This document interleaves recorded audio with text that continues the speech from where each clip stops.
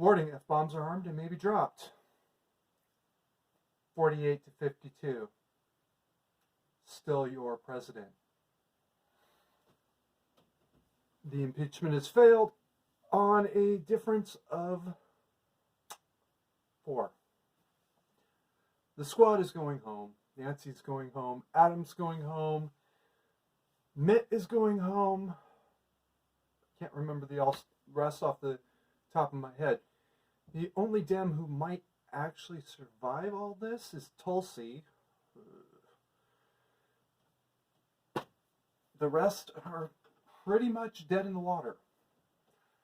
The last time we went through this was when the GOP tried to impeach Bill. That didn't go well for them. After the next election cycle, one of their strategists said in a news conference, "Did somebody get the plates on that truck?" Yeah, that's how bad it went.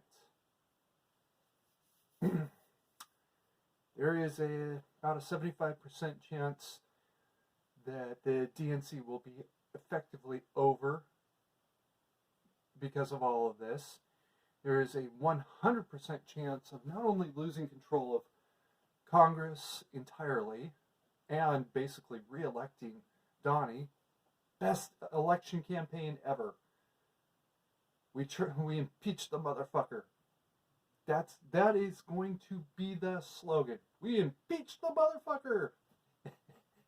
Still standing. This could not have gone any worse if they planned it this way. What went wrong? Well, basically everything. They walked into it with the exact wrong attitude, the exact wrong method. This is like I can't even think of a war in history that went this badly. They went to this war for the wrong reasons, using the exact wrong tactics. I'm flabbergasted. I can barely speak because it was that bad. All right, you have to ask the Dems if they even bought a program to their own game, because they did everything wrong.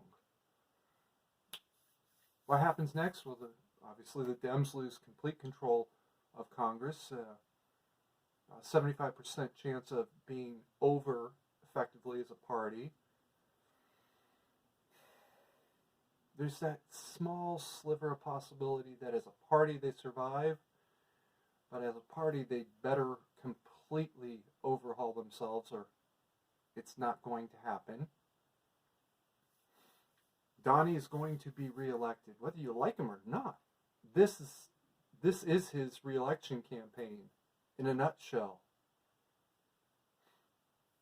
There's actually a very small possibility that this will get him a 3rd term. Good job, Nancy. And,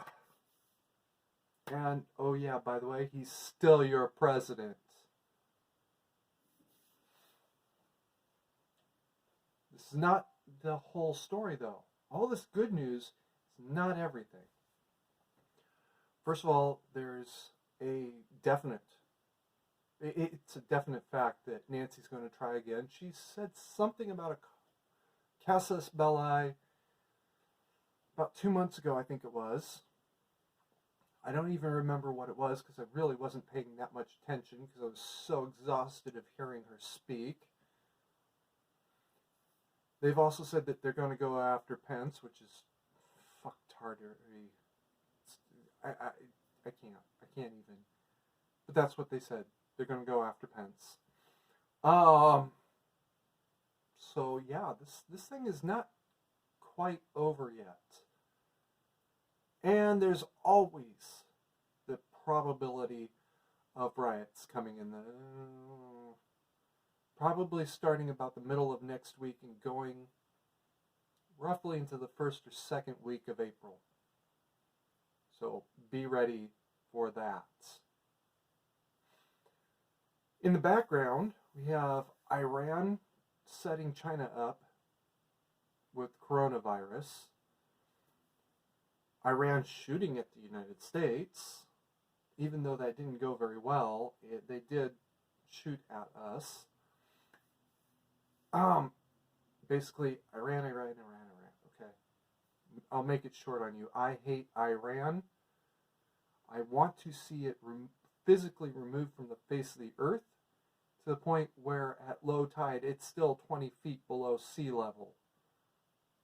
That's how I feel about Iran these days. Who else do we got? Oh yeah, basically that's it. You know, China's very, very sick. Good job, Iran. You did a great job on that one. Russia is starting to report that they're having problems with coronavirus. At this point, we're at 500 dead. All right, that should be the global limit, and instead that's just China. And probably risen even higher than that, because I heard about that, well, that video came out a week ago, I think it was, on Living History Channel. I'll put a link in the description.